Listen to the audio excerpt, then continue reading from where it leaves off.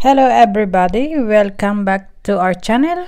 Today's adventure is going inside the church of St. Gertruds church here in Västervik. It's a very interesting church. This is not only it's beautiful and preserved, but it's such beautiful. It's completed in 1450s, so it's been here a while. And what they wrote about this church is very interesting indeed. According to the leftlets, which you can read if you are here. But if you're not, I will read it for you. Let's see what it says. It says the city of Västervik has been burned down several times. Not only once, several times. The last time was in 1677, when the entire city was destroyed completely, except for St. Gertruds church, this church. When King Eric of Pomerania moved the city of Västervik from Gamleby, the old town, in 1433 to its current location next to Stigelum's castle, he gave city a letter of privilege in which he, among other things, gave a year of tax exemption to build St. Gertruds church.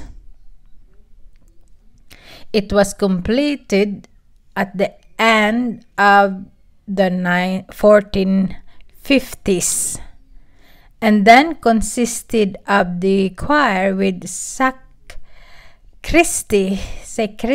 and the nave up to the two pillars closest to the organ gallery. But the history of settlement in the first centuries is unknown. What we do know now is the channel of a cross vault that may well have been original, while the nave originally had a flat wooden roof and wooden pillars.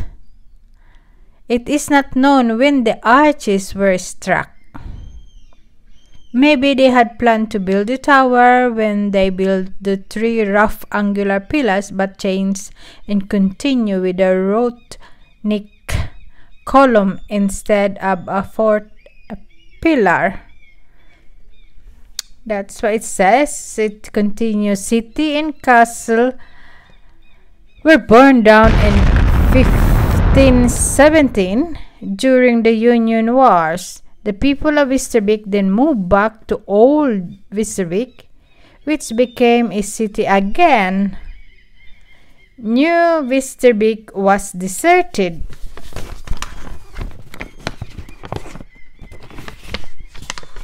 Until King Vasa in 1547 ordered the townspeople to return and rebuild the city again.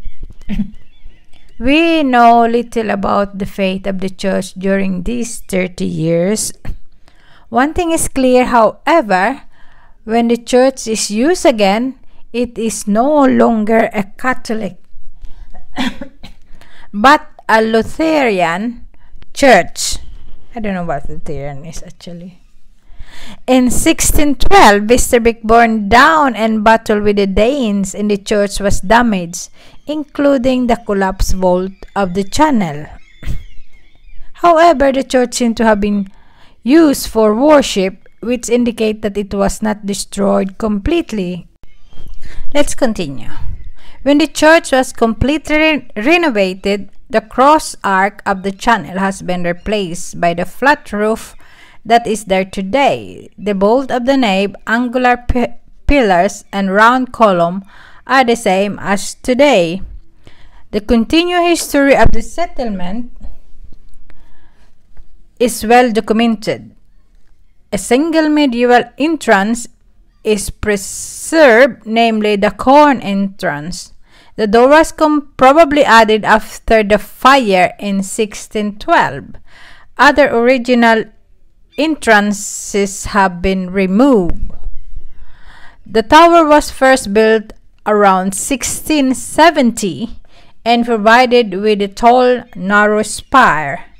The gable wall of the church was partly torn down to expand the church room with the ground floor of the tower, and the mountain came to light.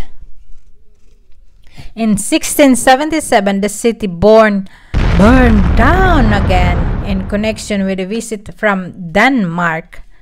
The church was spared this time, but the castle was destroyed and ruined. The city was quickly rebuilt and has not since been destroyed completely. The following century was expansive for Visterik, and it is also reflected in the church building's history.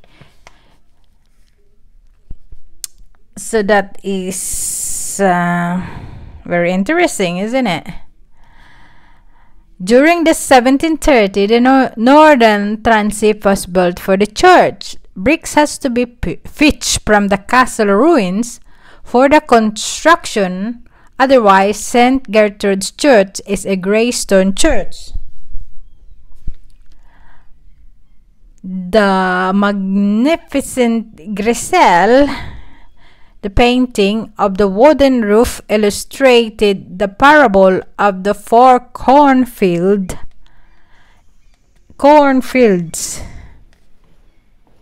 Is that dumb? Maybe it's then. In 1739, construction was completed. Already after 25 years, it was time to build again, and then came the southern transept. The vaulted roof, probably built by carpenters from the city shipyards, looked like an upside-down ship with a keel in the air. An interesting picture should adorn the grandstand chest. There are parallels between the Old and New Testaments placed in the left and right on the pulpit chest, painted by Magnus Vikander in 1767. In 1762, lightning struck the church during an ongoing service. Okay, let's just repeat the video and continue giving you a story about this beautiful church. Okay, it says here in 1762, lightning struck the church during an ongoing service, killing the organist, damaging the organ and the spire. It was not until 1780s that the organ, a Wistinus organ, was restored by Schurlin, a disciple of Wistinus. The tower spire was replaced by a hood with a lantern. The architect was Carl Friedrich Adelkranz, one of the country's foremost and the only architect who left his mark on St. Gertrude Church. It is otherwise a building entirely of provincial carpenters and stone masons. With the other crunch tower hood, the church was essentially reached its final shape. Most of the church fixtures were added during the 18th century. However, the oldest, the altarpiece of the court sculpture Beauchamp French, was added a couple of years before the turn of the century. It depicts Christ as the man of pain. The soldiers who were to crucify Jesus amused themselves by first making him the king of fools with a crown of thorns and a sprout of pipes. This fire they hit in the head of the fool king. Surely a successful joke in their opinion. As for the choice, the artist has a reed tube, more specifically reed mace, and perhaps French think it is the red like inflorescence on the reed tubes that may symbolize the tube that the soldiers hit in the head of Jesus. French was married to Britta Standorf from Westervik. Without this marriage, it is unlikely that Westervik would have received this work of art. In 1743, St. Gertrude's Church received a new pulpit and a new organ. The old pulpit was sold to Frodinge, where it is still in use. The new one is a work by Niels Osterboom from Norrköping. He was a disciple of Fritz and continued to work in his Baroque style. The organ is the same age as the pulpit and a work by organ builder Jonas Vistinius from Linköping. It replaced the organ from 1690s, and parts of it has been reused by Vistinius. The new organ has 20 voices, twice as many as the old one. It is considered one of the country's foremost from that time. With a fine organ tune, it has on a couple of occasions undergone restoration, most recently in 2001, when an attempt made to restore the original organ's functions. In 1748, the old benches were replaced with new ones, and they remain in unchanged condition. When they were added, it was mandatory to attend church, which means it was crowded on Sundays. You must take advantage of every opportunity to get places. You can almost astonishingly example of these. For example, look at the column and the pillar on the south side.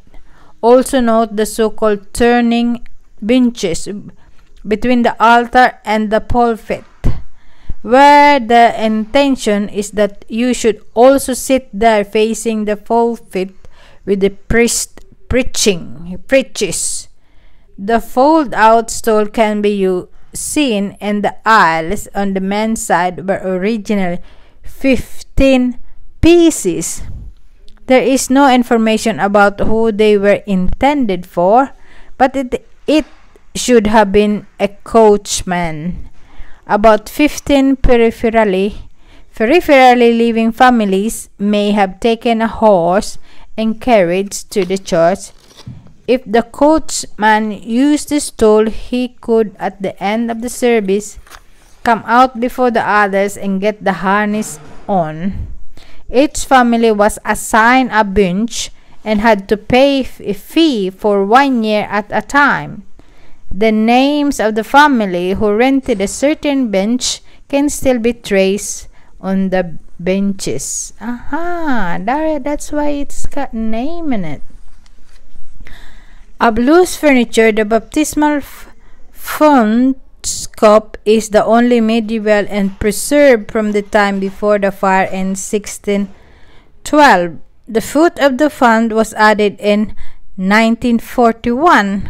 In the northern part of the choir, an epitaph hangs over Mayor Didrik Ditchman and his family, gathered around the cross of Christ. Some of the family member has a cross drawn. They draw over their heads, which means that not alive when the painting was painted in 1628. The epitaph is the oldest inventory after the fire in 1612. Let's look at the video again and continue with the history so we know what happened to this beautiful church.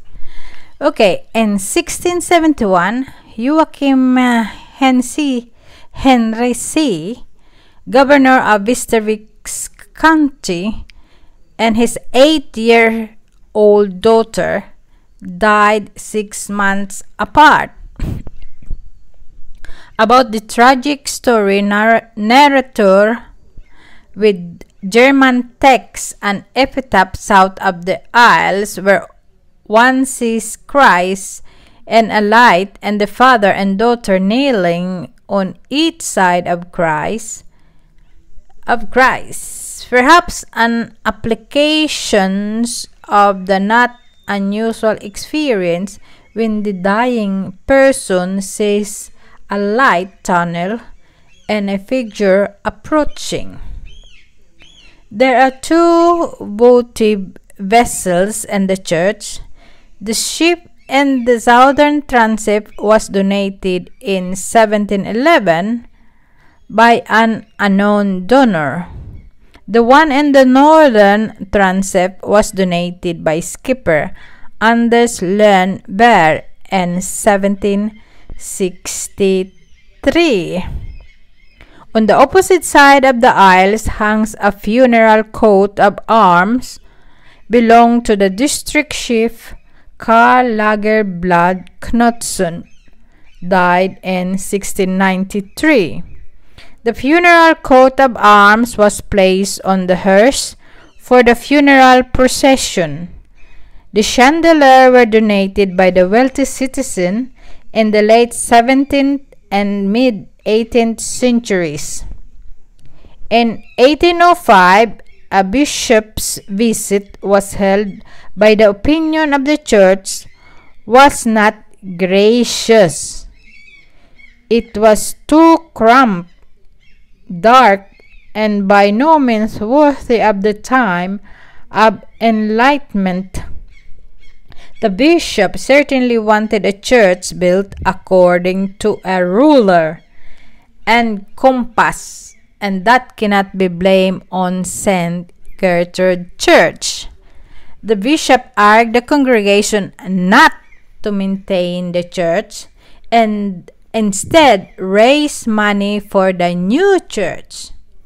The congregation did not obey the bishop's advice, but continued to maintain the church. But later in the 19th century, the congregation received 2 large donations to a new church. Around the turn of the century in 1900, they had enough money to be able to proceed to the work, and St. Petri Church was built. St. Gertrude Church was placed in a mothball's bag, but during the First World War, the church was used as a granary. All lost furniture had been removed to a new church, and St. Gertrude Church became a deserted church.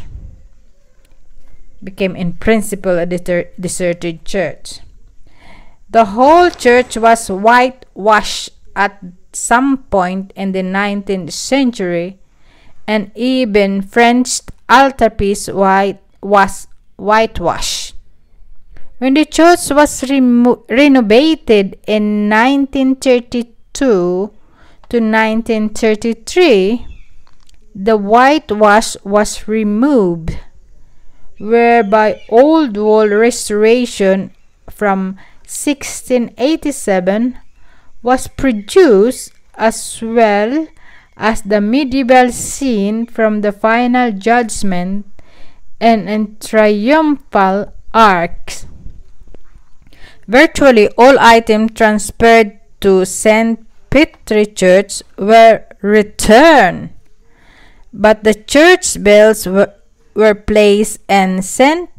Peter's Church, so that the tower had to be torn down if the bells were removed. So they had to stay. Today, St. Gertrude Church has 3 new bells.